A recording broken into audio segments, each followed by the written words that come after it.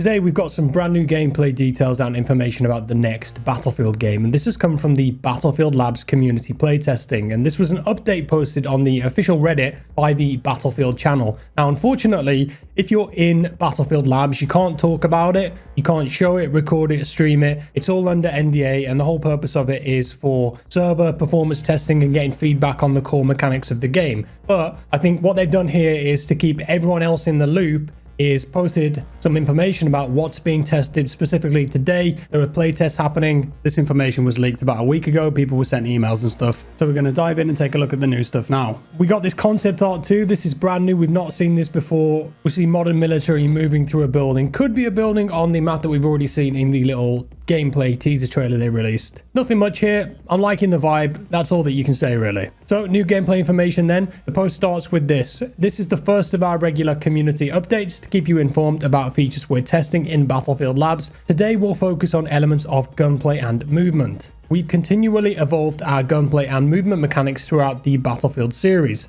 Now within Battlefield Labs, we're focused on refining the best elements from past titles, modernizing them and validating if they feel fun and rewarding and have the right balance between intuitive control and dynamic combat. We're designing the combat experience to ensure players of all skill levels can enjoy our gunplay and movement systems. Our goal is to offer gameplay that rewards skill with precise weapon feedback and movement options for veterans, while providing an intuitive experience for new players to learn and enjoy. I like the inclusion of skill there, that's good. Hopefully they go with guns that actually have a bit of kick, feel and recoil to them. For gunplay, we're exploring designs centered on helping you learn and develop skills and muscle memory through action, as weapons naturally signal their recoil direction. I like that. This feedback loop allows you to understand and adjust your aim, making it easier to handle different weapons. This system not only adds variety, but also enhances each weapon's unique feel and playstyle. So it sounds like they're trying to make each weapon feel quite unique and distinct from each other based on the recoil patterns. And of course, you use it over and over again. You can learn it and you just naturally feel which direction to pull to counter that recoil. You know, how many shots is going to be a kill, how many bullets to burst, that kind of thing. Movement is also deeply integrated with gunplay, as your actions and targets are all part of the same cohesive combat experience. We aim to make movement both feel intuitive and rewarding to move within the world and during combat, but also when playing against someone using both the gunplay and movement systems to their maximum potential. Initially, we'll test select but important areas that create the foundation required to create a fun and rewarding Battlefield combat experience. We're making focused efforts to create consistent and optimized millisecond to millisecond soldier combat, and we'll share some key examples of changes that will be available during our initial play sessions. And then they go into some of the big hitters here. We've reduced the time it takes for bullets to appear on your screen from when you press fire. This change decreases input delay, making shooting feel more responsive and helps you better track and hit moving targets. That all sounds pretty good. 2042 did feel like it had quite a bit of input lag, especially when it launched, so I like that they're actually putting effort into this to start with. We're optimizing for a 60 Hz tick rate, ensuring the game server more frequently updates the positions and actions for all players. This is amazing. I think since BF4, since they did the CTE, Battlefield as standard has always had 60 Hz tick rate servers. It read from my experience since BF4 has been pretty consistent on most of the Battlefield games. Yeah, there's been some anomalies here and there, and definitely sometimes when servers aren't performing as expected, but 60 Hz tick rate before the game is even out, that's a win in my book. Compared to some other first-person shooter games on the market that are multiplayer, this is great to see. This results in responsive gameplay across all platforms and inputs. You'll notice more precise shooting and movement, enhanced damage feedback, and more accurate representation of other players' positions and combat outcomes. We've adjusted the recoil system to make the different weapon types feel unique when firing them. Okay, so we kind of picked that up from the first page there. Through enhancements to gunplay recoil, camera shakes, and firing settles, each shot's recoil direction now matches its gameplay angle. The weapon visually stabilizes the more accurate your handling is, making you feel like you're actually firing and controlling it.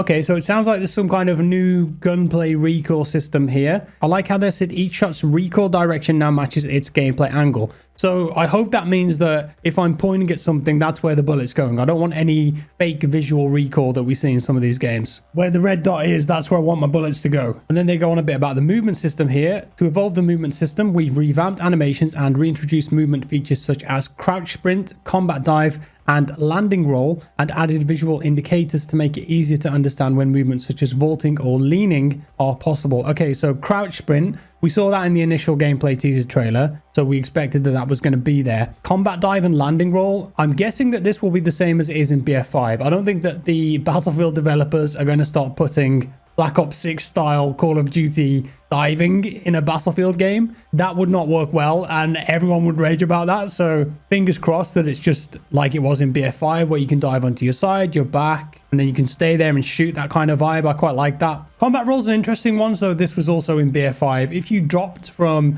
a certain height and you didn't pop your parachute, if you pressed the crouch button right before you landed, you did a roll and you didn't take any damage, I think, or as much damage, but it was just a way to keep flowing, I suppose, with the movement. And it makes me wonder if they're adjusting parachute heights for this game. We'll have to see. And then vaulting, kind of a no-brainer. Leaning too. Leaning's interesting because it makes me wonder, are they going to have manual leaning in this, where you can press a key, lean left and right? I don't know. It might just be contextual like it's been in previous Battlefield games. The problem with leaning in Battlefield is that they're running out of buttons on controller, so it's not easy to do. There are other games that do it and do it well, but it can be a bit fiddly, so we'll see about that one. And then feedback and validation. At this stage, content within Battlefield Labs is pre-alpha, and play sessions take place within a closed dev environment focused on testing small chunks of a larger array of features. Some gameplay features are placeholder, work in progress, and with bugs and performance not being representative of the final experience. However, even during this early stage of development,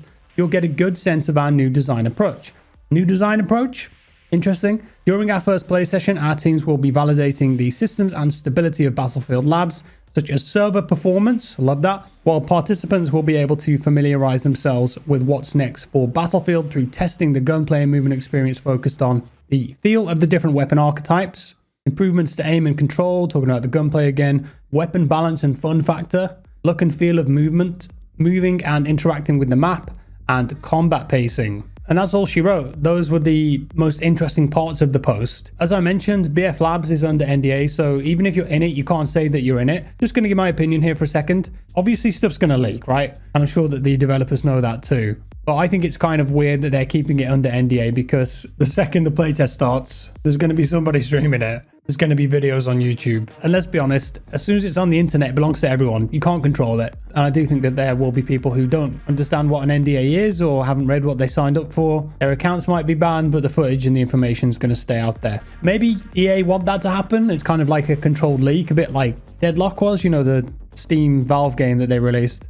But we'll see what happens. Most importantly for me though, what this signals and what it shows is a change in mentality for Battlefield. Overall, this is a net positive in my opinion, because they're getting people in early to actually play test the game on a mass scale. I think there was like 1.2 million people that signed up. It seems, based on what I'm reading on Reddit, that only a few thousand people have actually got into this first initial testing period. And they have said that they're going to expand that over time. But this is going to give them some vital information, discussion, feedback about gameplay mechanics, bugs, server performance, map design, balance. Ultimately, if they've got thousands of people on all sorts of different setups on PC, PS5, Xbox, they're going to find things that QA and simulations wouldn't find. So whenever the game releases, if that's October, November this year, if it's March, April next year, and they decide to avoid GTA 6, we'll have to see. It should mean logically you follow that all through. They've play tested, they've got feedback, they've fixed a lot of bugs before the game releases. And when it actually releases and people put money down, they've got a product that's full of features, and more importantly, it works. The last couple launches for Battlefield,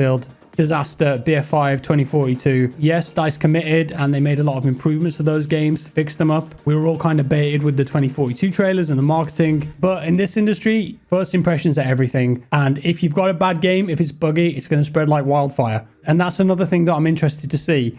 When people start doing these playtests and actually talking about them, what's the state of the game right now? They say pre-alpha. Is that going to leave a good impression, a bad impression? Are people just going to take it for what it is? Or when the leaked gameplay footage comes out and a lot of people see it, are they going to just look at the unfinished textures, the unfinished game, the missing gameplay mechanics and go, well, you know, that looks crap. That's my first impression. It's going to leave a stain. I don't know. It's interesting times. With that said, guys, thank you for watching. That's all we got for today. As I mentioned, ultimately, I think this is a great thing for the game because it's testing feedback really early. Should lead to a better product. Fingers crossed. If there's more news and information about this, obviously I'm going to make videos about it. I'll keep you guys in the loop. Thanks for watching. Drop me a like if you enjoyed the video. I really appreciate that. Thank you. Means a lot to me, your support. Subscribe if you're new here, and I'll see you next time. Bye-bye.